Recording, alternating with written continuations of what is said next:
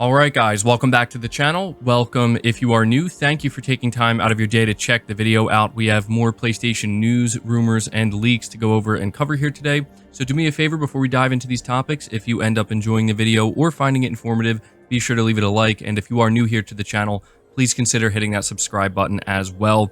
We're starting here with some new information regarding Spider-Man 2 for PS5.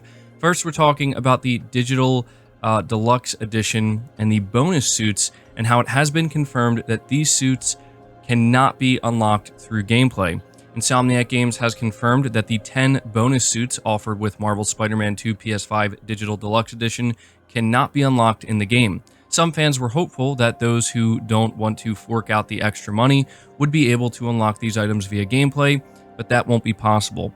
As previously confirmed, those who want to buy the standard physical copy of Spider-Man 2 will be able to purchase the Digital Deluxe Edition content separately. Insomniac and Sony have not said how much the upgrade will cost, but we would expect it to be around $10, which is the price difference between the standard and deluxe editions.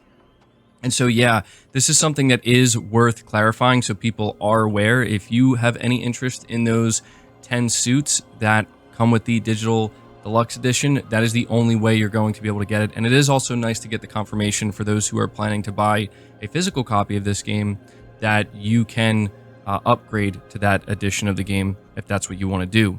But moving on to the next topic, we're getting confirmation that in Marvel Spider-Man 2, the majority of suits will actually have multiple color variations. This is coming from Gaming Bolt, where it says the same was confirmed by creative director Brian Intihar in a recent interview on the official Marvel website, where he revealed that the majority of suits in the game will have new customization options with the availability of color variants. That's for the majority of our suits. We have these color variants now, which is new to customization, Intihar said. So you actually get to unlock a suit, but then you also get the variants that we offer. So it's definitely to make sure we go into things like photo mode and stuff like that. People are going to really have a lot of uniqueness to when they post stuff online. So yeah, this is something that I think a lot of people are going to be happy about. You will have more customization options in Spider-Man 2 when it comes to your suit, which is pretty cool. So let me know your thoughts on that. We're moving on to the next topic, where Hideo Kojima clarifies his involvement in the Death Stranding film adaptation, and he takes to Twitter. He says, "Just to be clear, I am deeply involved in producing, supervising, plotting, look, design, and content of the film adaptation of Death Stranding. I'm just not in charge of directing." And this is something that I think is going to be pretty important to anybody who is actually looking forward to this upcoming Death Stranding movie, because, you know, Hideo Kojima, he is known to really take a cinematic approach with all of the games he creates, and that's kind of what he's known for. But he's never really done that outside of the gaming space, and so, you know, it's natural that when we hear one of his games is being made into a movie, that, well, is he going to direct it? He probably isn't actually able to. He's likely just simply too busy and too involved with, you know, Death Stranding 2 and other projects that he's working on. But it is nice to know that he's going to be very deeply involved in pretty much every aspect of the movie.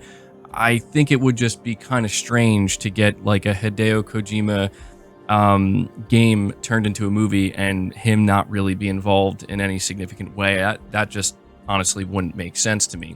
But continuing to talk about movie adaptations, the Ghost of Tsushima movie is in heavy development. So we have director Chad Stahelski giving us some insight into the Ghost of Tsushima movie. He says, "That's something we're in heavy development on. I love the property, the game's story of Jin Sakai, and it being what I would say is the most anti-samurai movie out there because of the storylines and thematics in it.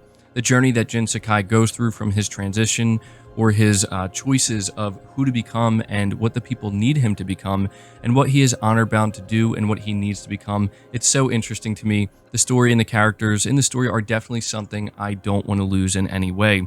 It's also the visuals that I want to keep. It's just, how do I pack that much information into a feature that can go to other features, or a TV project, or a platform for that? The trick is not, do we have great material? We know that we have great material. It's how to make it palpable in any platform, you know? How do we make a great 2.5 hour movie out of this? Make it satisfying and leave it open to expand further from there. That's the real challenge. is how to take so much that's great and get it down to a watchable level. And yes, that is absolutely something that I imagine is incredibly challenging. Ghost of Tsushima is a massive game with a lot of story and a lot going on. So I'm going to be very interested to see how this is handled. It's worth noting that Chad Stahelski is the director of the John Wick movies. So when it comes to the action side of things and the visual side of things, I have no doubt that this Ghost of Tsushima movie is going to be nothing short of incredible. So there's your update on that. Moving on to the final set of topics for the video, we're talking all about Final Fantasy 16. We're starting here with the file size of the game being revealed. This comes from PlayStation Game Size over on Twitter, and the download size is 90.18 gigabytes for version 1.0. Preload for the game begins on June 20th, and obviously the game is launching on June 22nd. So yes, this is a massive game, and because of that, it has a massive file size to reflect that. I don't think anybody wasn't expecting that. So 90 gigabytes, very close to hitting that 100 gigabyte mark. On top of that, though, we have the game's combat designer, Ryota Suzuki, talking about how Final Fantasy 16 is his magnum opus. So Ryota Suzuki is the battle director on Final Fantasy 16, but before signing up with Square Enix, he spent more than 2 decades working on some seriously impressive action games for Capcom, like Devil May Cry 5, Dragon's Dogma, and Monster Hunter World. Suzuki says that the next mainline entry in the long-running Final Fantasy series is his magnum opus, declaring in a live letter, quote, "I truly think this game is my own personal masterpiece," end quote. Suzuki goes on to say that he hopes those who have never played an action game before can go and try out Final Fantasy 16. "I hope this game will give you a chance to experience the allure that an action game can bring." So yeah, this is definitely something that I'm paying attention to because I did play the Final Fantasy 16 demo and I really enjoyed the combat. It feels really, really good.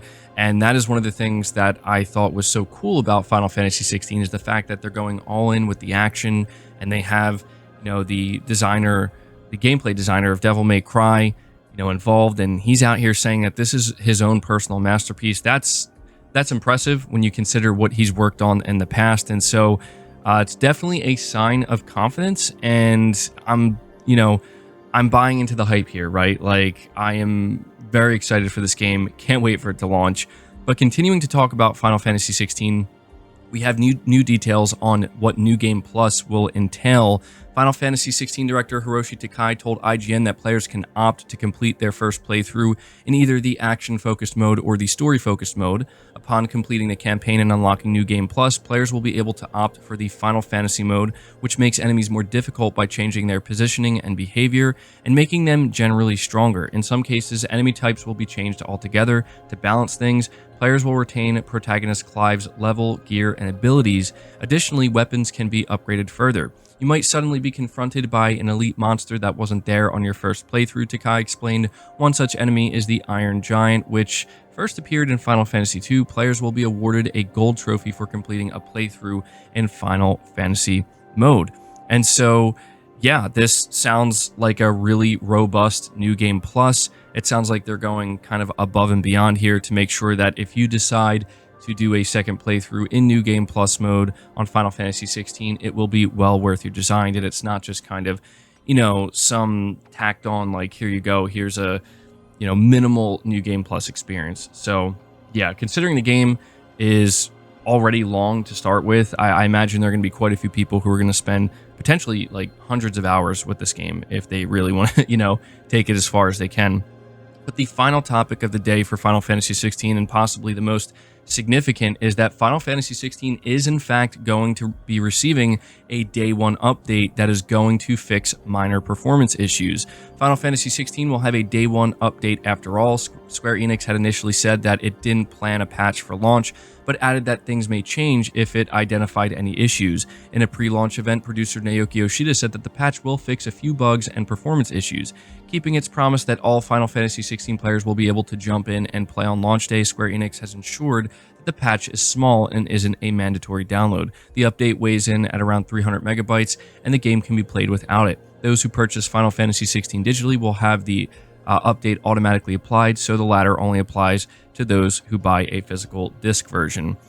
Square Enix also said that it's already working on future patches. Final Fantasy XVI's development team has identified some areas of improvement, as well as frame rate issues that it plans to address. According to localization director Michael Christopher Koji Fox, frame rate drops occur in some areas with a lot of characters on screen, such as towns. The game will be optimized, and this will be fixed in a future update. So, yeah, this is good to hear. Some of actually, I'd say the only real issue that I saw people talking about with the Final Fantasy XVI demo was the performance mode. It was less than ideal. It wasn't unplayable, and it was still running relatively well, but there were a lot of areas where you could tell like the frame rate was just dropping and it was struggling to keep up. And so it's nice to hear that this is something they're planning on tackling. I don't imagine that this day one update is going to completely fix everything, but maybe be like a little band-aid that will help slightly bump it up and slightly improve some areas. But I suspect that they're going to be working on a patch that's going to take care of it entirely and hopefully get it up to speed and exactly where it needs to be. So yeah, there you go. That is everything I have for you guys today. I hope you did enjoy the video. I hope you found it informative. Again, if you did, be sure to leave it a like, subscribe to the channel if you're new, hit the bell notification icon, and feel free to share this video out on top of all that. But until next time, guys, take care.